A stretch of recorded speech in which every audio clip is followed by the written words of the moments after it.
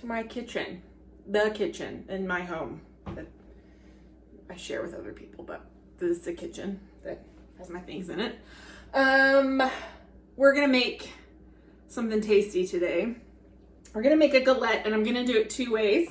One sweet, one savory. It's like a pie, but a little easier, to be honest. And it's a lot of fun. So it's something you can be really creative with. It's our first matcha of the week, so killing it. We're gonna get started. First thing we're gonna do is make a pie crust. Now I'm gonna use my brand new food processor.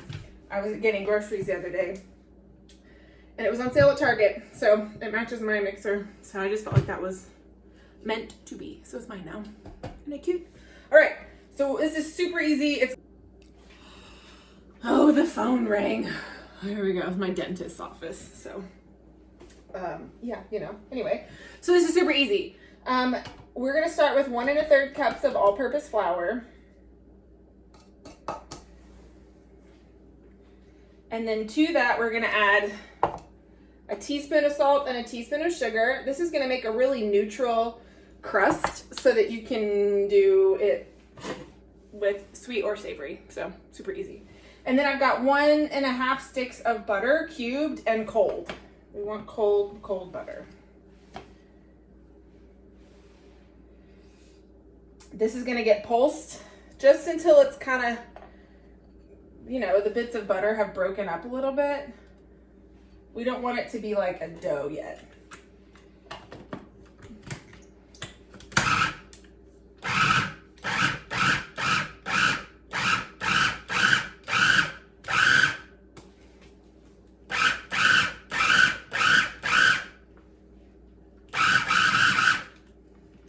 All right, we're getting close. This feels sandy, which is perfect. And to this, we're gonna add about 4 tablespoons of ice cold water. This water has ice in it, so it is nice and cold.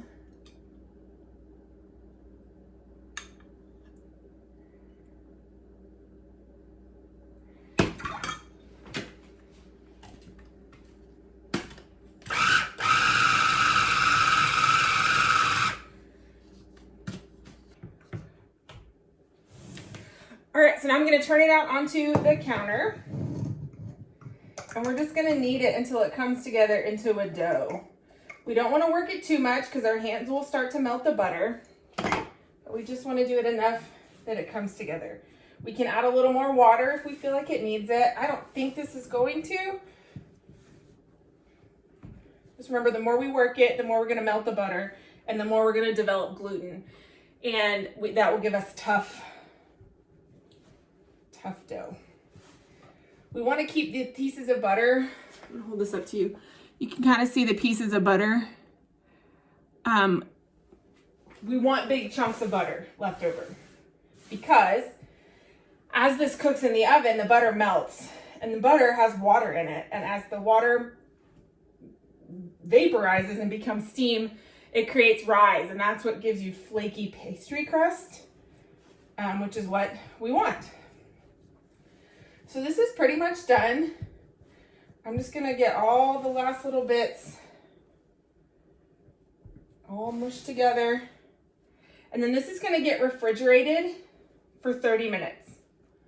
We're gonna wrap it in plastic into the fridge. And then we'll be back in a few minutes. All right, my friends, it has been 30 minutes. And I went ahead and made a second one as soon as I turn the video off so that we can make 2 different galettes today. We're gonna make one sweet and one savory.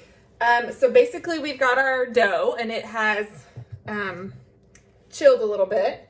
I'm gonna go ahead and flour the table, a little on top, and then I always try to flour my rolling pin. Look at this rolling pin. This is Katie's quarantine kitchen. My sweet, sweet friend Erin, she had those sent. I also have spatulas that say the same thing. Isn't that precious? She's one of my favorite friends in the whole world. She lives in Connecticut. It's too far away. But anyway, I digress. So the cool thing about a galette is we're not trying to like cut anything out. We're not gonna have to deal with any like leftover crust. We just wanna make sure, the trickiest part We just want to make sure this is as round as we possibly can get it. So that's what we're going to do. Round, round. And mine are never perfect. Like I said, it's just, you can see all of the butter, which is awesome. It's going to taste really good. We want this to be, a galette, you put the stuff in the middle and you fold it over. And so we want this to be pretty round because we're going to fold it over on itself on the edges. Galettes are super rustic, super easy to do, great way to use up leftover veggies or fruit or really anything. Oh, we're sticking a little. Can fix it.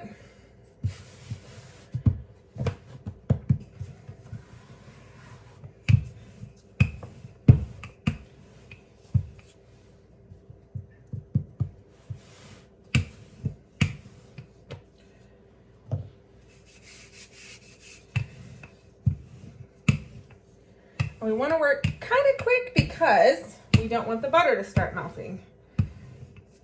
So as we see holes, we'll just kind of patch them up.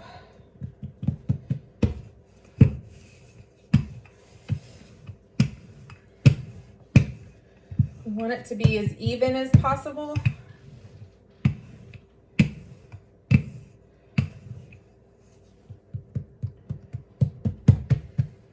I'm getting there. See, not so round, but you know what? Nobody's gonna know that in a few minutes. Ooh, watch out. Oh, hello. Come on, little friend. There we go. All right, so I've got my trusty stoneware. This is the tricky part. But the best way to do it is to lift it up on the rolling pin, give it a good roll. Oh, we'll fix it.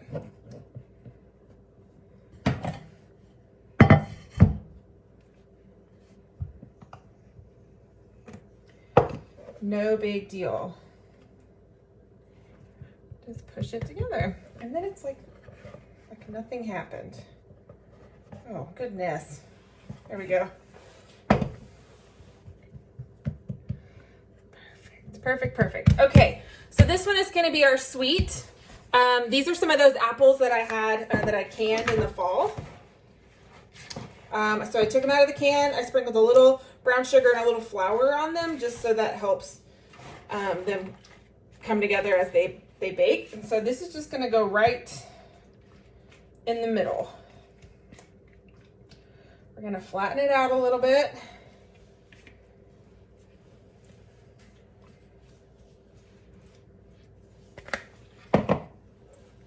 And then we're just going to fold it up.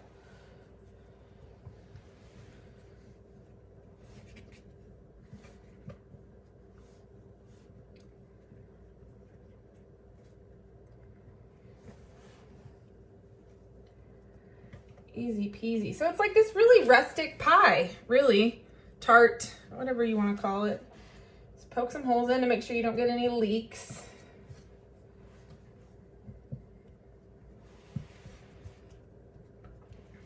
You could put a streusel topping on here, whatever you like.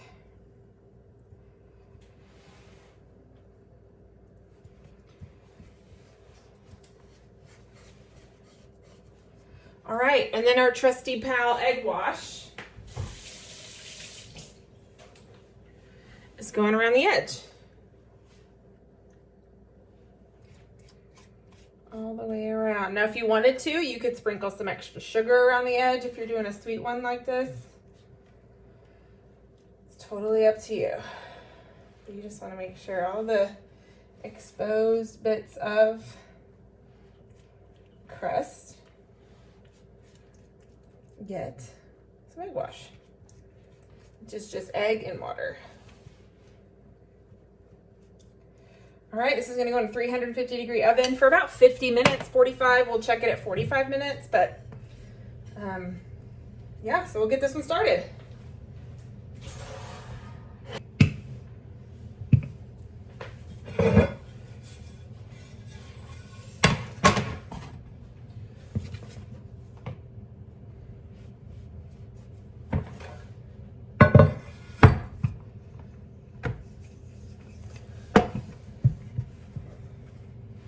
Okay, so this one is going to be a savory one, and it's gonna be roasted tomato and garlic. So I've got some fresh Campari tomatoes. You could use heirloom tomatoes, Roma tomatoes, cherry tomatoes, whatever you've got, and some garlic. And then for about 30 minutes, I've sprinkled a little salt over them, and I'm letting that salt help get some of that moisture out. So I'm gonna drain off the extra moisture.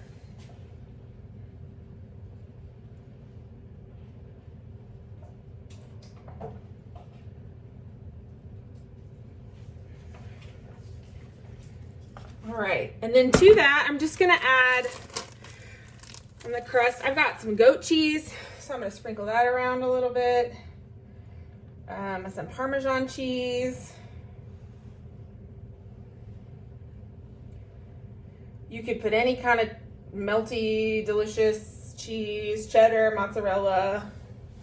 I don't know, anything you got.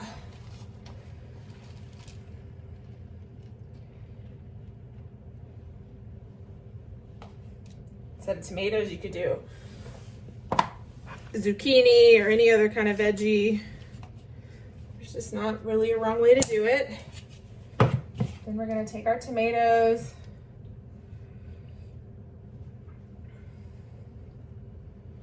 And we're gonna kind of lay them everywhere.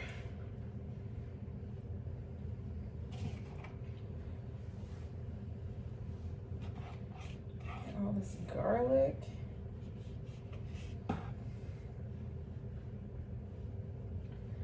All right, we're gonna do the same thing.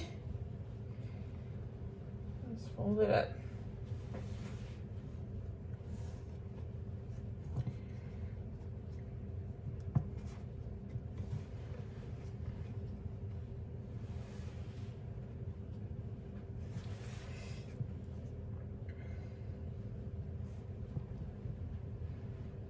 Gonna tuck it under in some spots where it's a little longer than in others.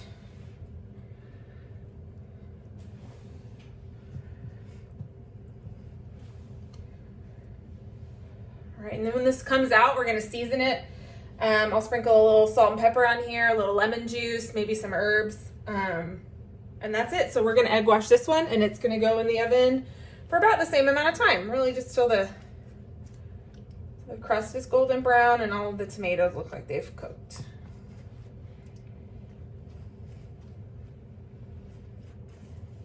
Well, hey there, welcome back. Everything's done. So our galettes have come out of the oven. Here's our apple. Looks delicious.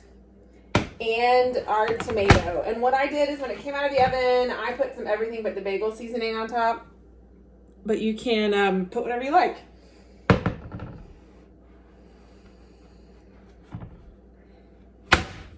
Whew, that was loud.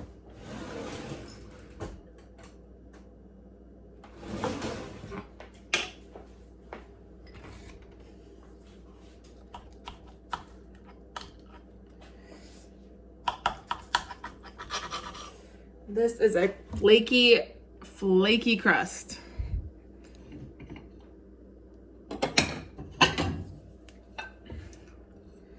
This crust is so flaky, which is what we wanted.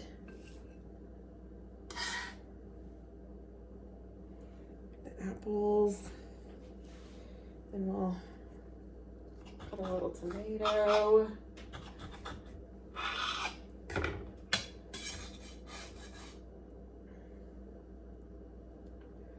Oh, this looks good.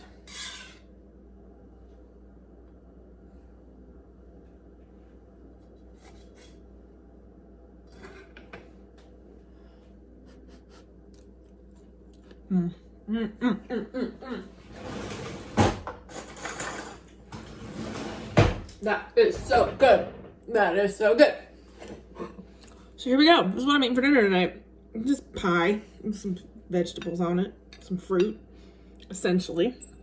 So, galettes are super easy. Making your own pastry is super easy. That's all. That's all. Tomorrow, we're going to make pasta. So, get ready. As always, send me pictures if you make some of this stuff. And I will see you tomorrow. Bye.